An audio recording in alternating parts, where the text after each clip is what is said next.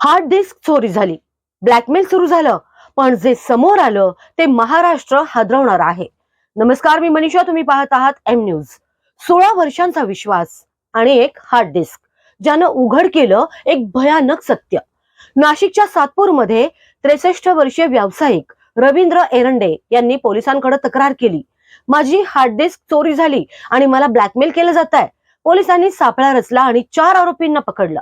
आकाश बकरे, प्रकाश पानपाटील, सूरज गवई, श्रीपद शिंदे. पण इथेच स्टोरी संपली नाही.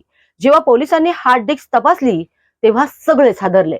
त्यात होते तब्बल 121 महिलांचे आक्षेपार्ह व्हिडिओ. आणि मग उघड झाला खरा चेहरा. रवींद्र एरंडे महिलांना सरकारी नोकरीचं आमिष दाखवायचा, हॉटेलमध्ये बोलवायचा आणि त्यांचं शोषण करून व्हिडिओ शूट करायचा. या व्हिडिओच्या आधारावरच त्याचाच विश्वासू ऑफिस बॉय आणि साथीदारांनी त्याला ब्लॅकमेल करायला सुरुवात केली. पैसे दे, नाहीतर सगळं व्हायरल करतो.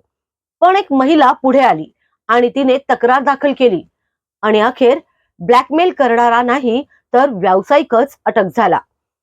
ही फक्त ब्लॅकमेलिंगची स्टोरी नाही, ही आहे विश्वास, वासना आणि गुन्ह्याची भयानक कहाणी. त्या 121 महिलांचे व्हिडिओ हे फक्त फाईल्स नाहीत, ते आहेत कोणाच्या तरी आयुष्याचे तुकडे. आणि प्रश्न अजूनही तसाच आहे, सुरक्षित कोण आहे?